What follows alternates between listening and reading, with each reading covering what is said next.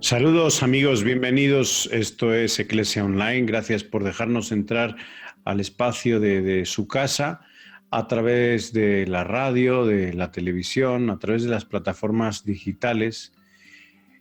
Hoy estos cuatro sacerdotes, Javier, Daniel, Patricio, desde distintos puntos del mundo, vamos a hablar de un tema que pues está ahí siempre en el ambiente de nuestra sociedad, que es el tema de la paz.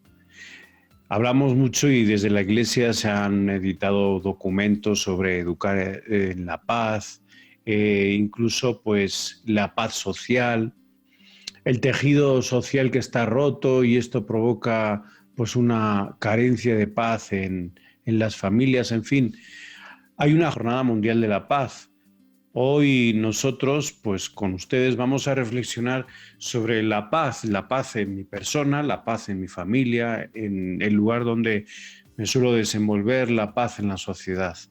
La palabra paz viene de ese shalom bíblico. Patricio. Bueno, buenas, ¿cómo están?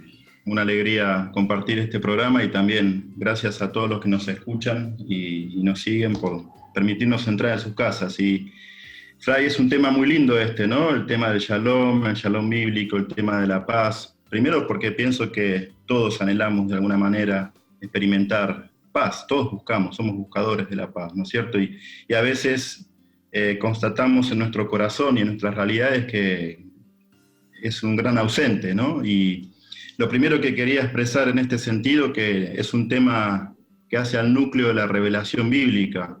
Ya en el Antiguo Testamento los profetas anuncian la paz, ¿no? Isaías especialmente, que se ha hecho canción, no sé si han escuchado este canto, qué hermoso ver bajar de la montaña a los pies del mensajero de la paz, ¿no? Esta canción tan popular, y que para nosotros como cristianos sabemos que la plenitud de la paz es aquella que ha traído Jesús, ¿no? Y que invita una y otra vez a los discípulos, ¿no? Cuando van en misión a llevar la paz a los lugares donde ellos entran, ¿no? Acuérdense de esta expresión: cuando entran en una casa, primero saluden deseando la paz, ¿no? Esto lo digo porque tiene que ver, repito, con el centro del ofrecimiento de Jesús, y ahí estoy diciendo algo, ¿no? Dios nos ofrece la paz, no la quiere imponer, ¿no? Siempre la paz tiene una lógica de ofrecimiento. Y para quizás comprenderla, y cierro con esto, y la palabra a uno de ustedes, ¿no? La palabra shalom no solamente paz, sino que está vinculada a otras palabras, ¿no? Por ejemplo, porvenir, vida, amor, compasión, salvación, salud, bendición. En definitiva, tiene que ver con la totalidad, ¿no? Con la experiencia de plenitud. Así que esto que nos ofrece Dios no es algo chiquito, no es algo pequeño, sino que tiene que ver con los anhelos profundos del corazón, ¿no? Perdón, Patricio, lo que Sí. decías no podría ser cantado. Sí, No, he cantado. vamos a perder audiencia, padre. Saca la guitarra. No, no. Bueno, continuando un poco con lo que dice Patricio, esa integridad, esa totalidad del buen deseo, ¿no? Eso es shalom, se desea todo lo que contribuye para el bienestar de la persona, donde se incluye todo, ¿no? La salud, la prosperidad, el amor, la paz, la amistad, todo lo que es bueno para la mente, para el corazón, todo eso. Todo ese bienestar que todos queremos para nuestro corazón, para nuestras familias, para la sociedad, es lo que viene a cumplir plenamente Jesucristo.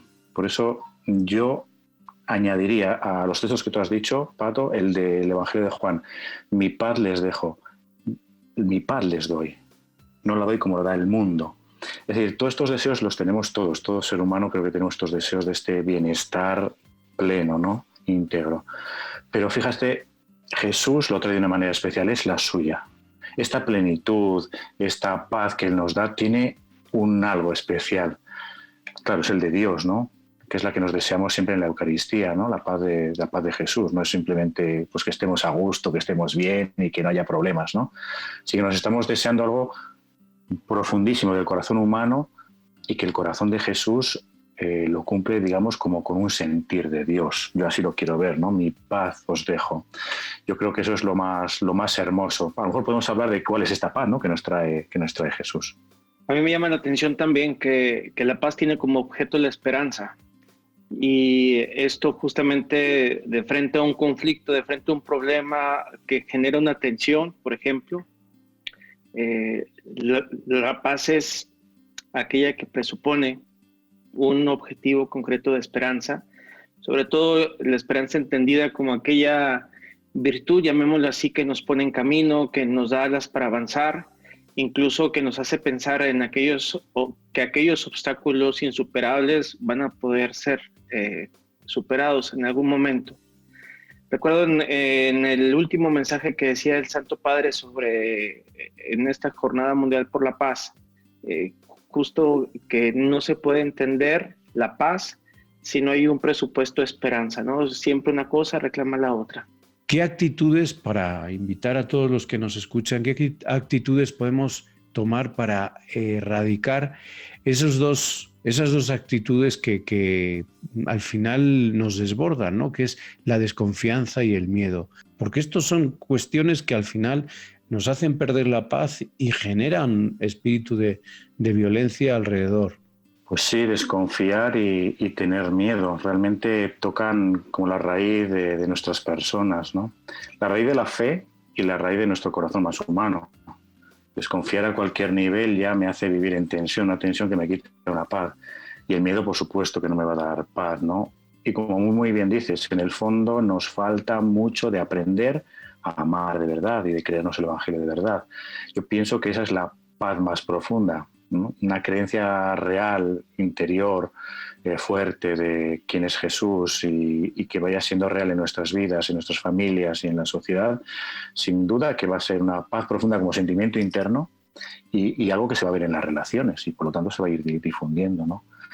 ¿Cómo erradicar la desconfianza o el miedo? Pues no sé, es difícil a nivel psicológico, a lo mejor Daniel nos puede decir algo, pero a nivel espiritual o que seguramente sea el nivel más profundo, consiste en dejarse tocar por Dios, dejarse tocar por Jesús y saber que la salvación ahí está, ¿no? Y que al final la esperanza de la que nos hablaba Daniel es la que va guiando propiamente, ¿no? Cuando no hay esperanza vienen todos los miedos, desconfianzas y mil cosas, ¿no? Pienso que estos elementos que estás mencionando tú, por ejemplo, que pueden detonar una guerra en todos los niveles, desde una guerra familiar, una guerra de matrimonio, una guerra social, una guerra parroquial, una guerra eclesial, lo que quieran.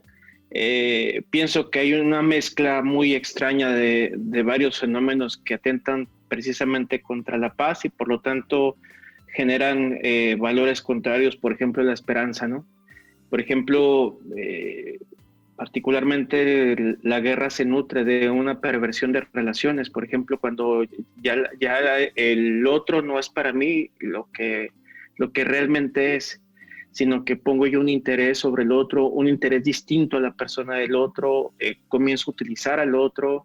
Hay incluso ambiciones hegemónicas que pueden existir, abusos de poder, pueden existir el miedo del otro, el miedo por el otro, y ver siempre la diferencia como un obstáculo. Pienso que este tipo de, vamos a llamarlo así, ingredientes dentro de una perversión de relaciones, pues van generando como el distanciamiento que da lugar a una guerra en cualquier tipo de los niveles. A la pregunta de Javier sobre los valores que podríamos poner que pueden construir la paz, yo pensaría en tres: la memoria, la solidaridad y la fraternidad. La memoria como esta capacidad de recordar, con la etimología misma que es volver a poner el corazón en las manos, en el momento en el que muchas veces no logramos entendernos y esto genera entre nosotros tensiones, divisiones, conflictos, y echamos atrás una relación construida. Lo pienso, por ejemplo, en una relación de pareja, cuando de pronto dejas de recordar, es decir, de actualizar la memoria del camino, del éxodo que el matrimonio mismo va llevando a lo largo de la vida, pues muchas veces es más fácil señalar al otro que ya no hace lo que hacía antes, pero quizás hoy está haciendo cosas que no hacía antes. Y la memoria tiene que ser como esta actualización misma del creyente que sabe que hoy se va actualizando esto, ¿no? La solidaridad pues se entiende justamente con eso. Una persona en una situación de conflicto, de guerra, lo que más espera son manos levantadas dispuestas a apoyarlas también. En tiempo de guerra interna, familiar, de pareja, etcétera, siempre resultan valiosas las manos dispuestas a ayudar. Y la fraternidad, porque creo que la guerra en sí mismo es un fratricidio, la eliminación por el otro, la búsqueda de anular al otro, donde las relaciones se acaban, donde es más importante generar el miedo y la aniquilación por el otro. Y añadiendo un poquito a lo que dices, Daniel, seguramente muchas personas que nos estén escuchando dirán, bueno, ¿cómo se aterriza eso en la paz que yo quiero en este momento, ¿no? Si preguntáramos, no sé, a 20 personas que nos encontráramos ahora por la calle, pues cada una nos diría una cosa, ¿no? Alguien querría, pues, salud para un hijo, quisiera, pues, tener un trabajo, quisiera recuperar algún tema que haya perdido, quisiera tener fe, quisiera no sufrir, quisiera no tener una enfermedad, quisiera tantas cosas para tener paz, ¿no? Ahí es donde yo creo podemos darles ese mensaje de todo lo que acabas de decir, ¿no? Aprender a ser comprensivos, la fraternidad, el ser solidarios, todo este mundo son los aspectos más humanos de la paz que nos trae Cristo. Yo por lo menos estoy convencido de que es así. Son los aspectos concretos, aterrizados de lo que es la paz que nos trae Cristo.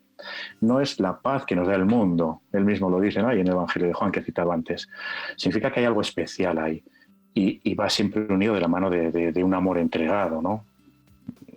Ahí es donde tenemos que aprender a estar, pues eso, con los enfermos, con los necesitados, con toda la gente, con todas las situaciones de dolor o de enfermedad o de marginación, no lo sé, para poder traer un poquito de paz, ¿no? Como apoyando un poquito esas tres dinámicas que tú dices, son muy, muy aterrizadas de lo que es, creo yo, la paz que el Señor Jesús quiere para todos, ¿no? Vamos a un corte y enseguida volvemos aquí a Iglesia Online.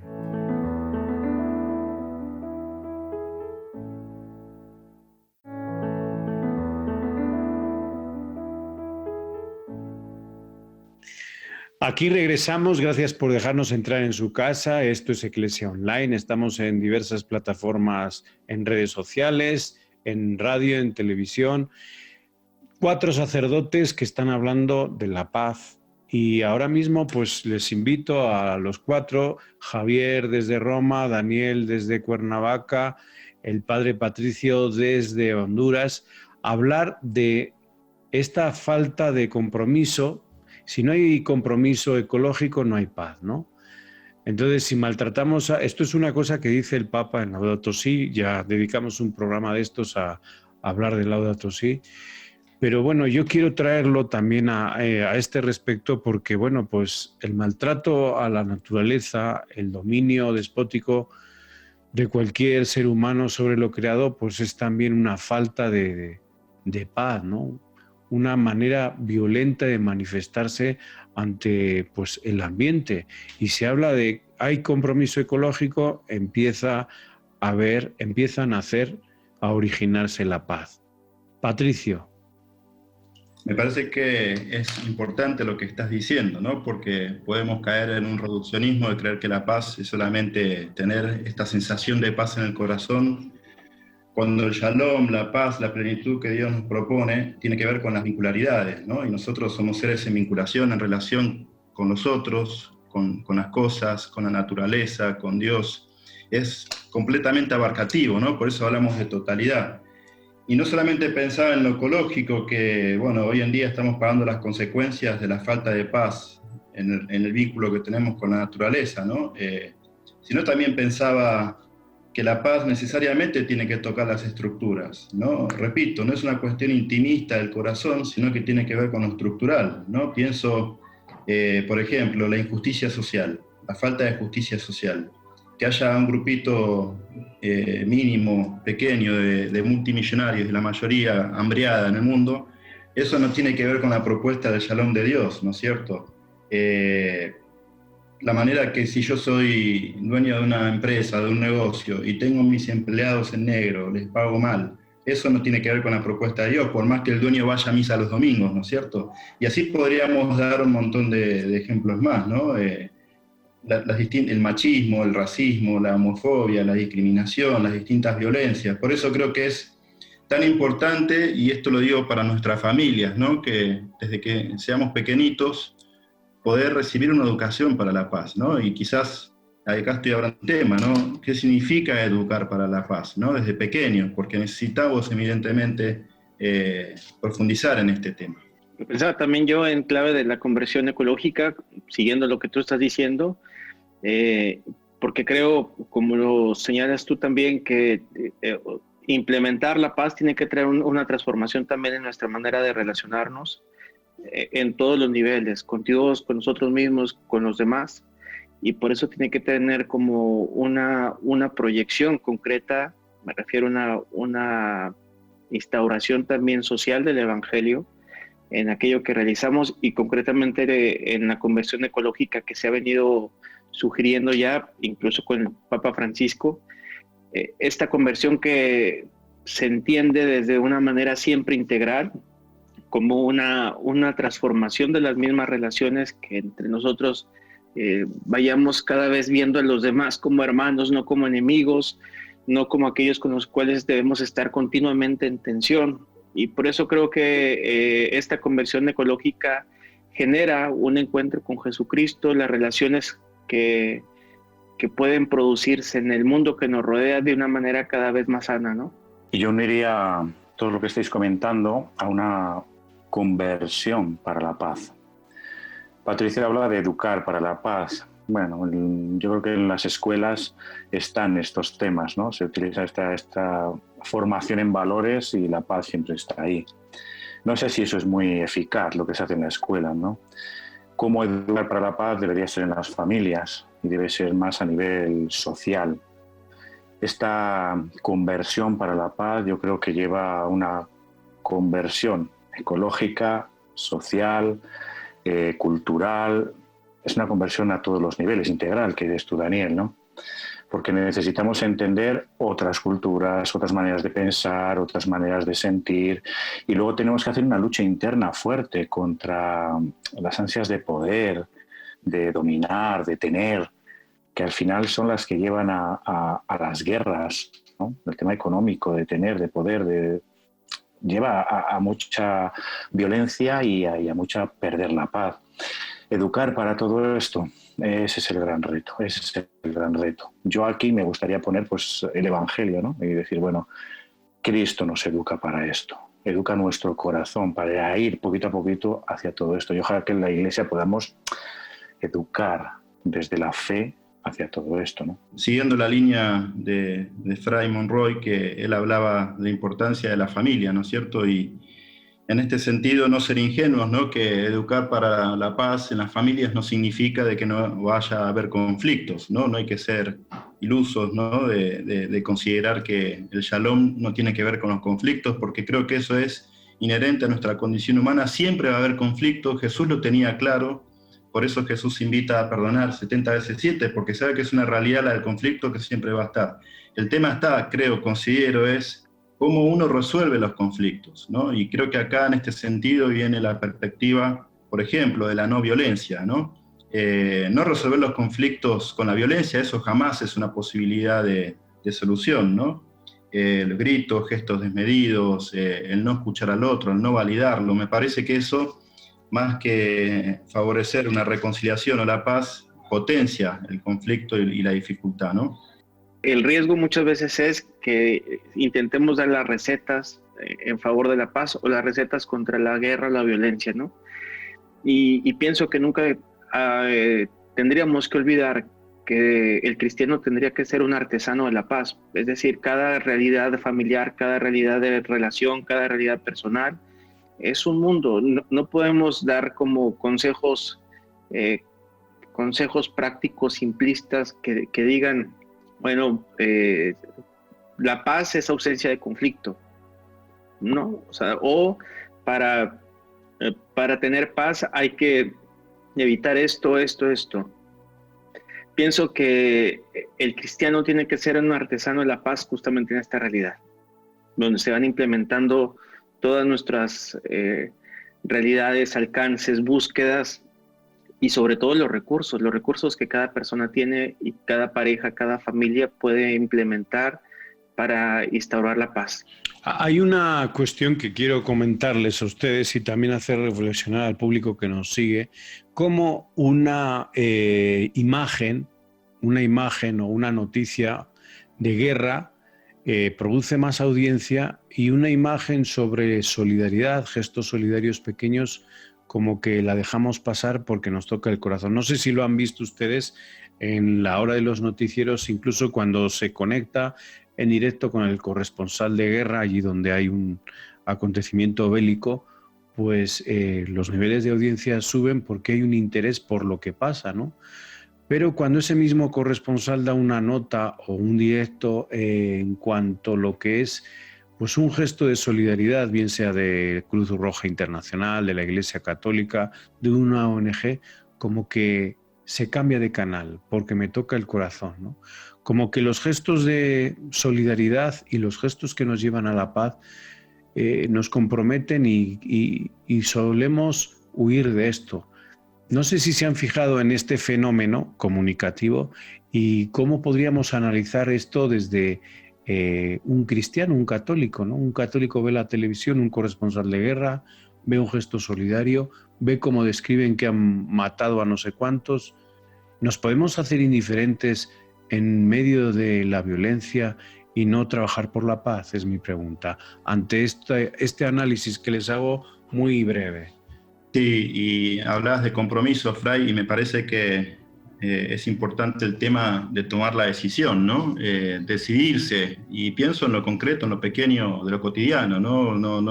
No creernos que vamos a ir a construir la paz en el mundo entero, sino empezar con los pequeños gestos de la vida cotidiana en casa, con mis hermanos de comunidad, en la parroquia, etcétera, ¿no?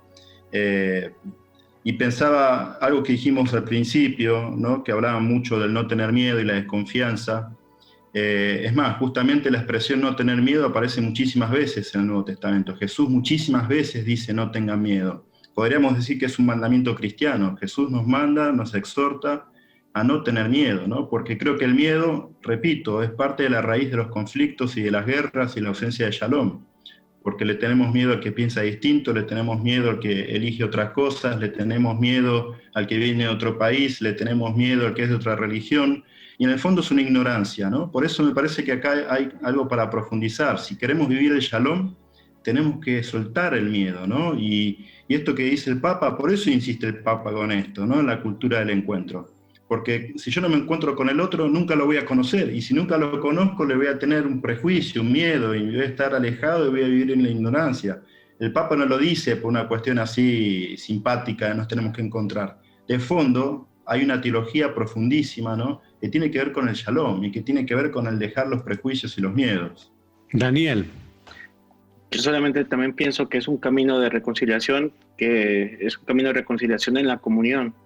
Pienso que a veces la voluntad práctica nos puede llevar a la búsqueda de nuestros intereses, a la búsqueda de aquello que nosotros queremos, y olvidamos el bien común.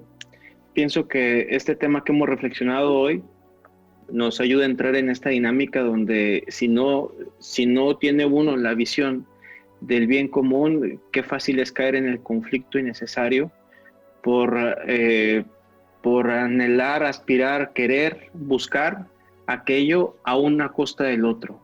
Pues nos tenemos que ir, nada más diciéndoles y deseándoles, por supuesto, la paz, que la paz esté con ustedes y que procurando que todos los que aquí nos escuchan, nos ven, que participan con nosotros, que procuremos fomentar la cultura del encuentro entre hermanos y hermanas y romper con todo lo que es violencia, amenaza, que cada encuentro sea, como dice el Papa Francisco, una posibilidad y un don generoso del amor de Dios. Javier, Patricio, Daniel, a los que nos escuchan, la paz esté con ustedes y que se quede siempre y que seamos agentes de paz. Aquí terminamos. Esto es Ecclesia Online. Hasta el siguiente programa.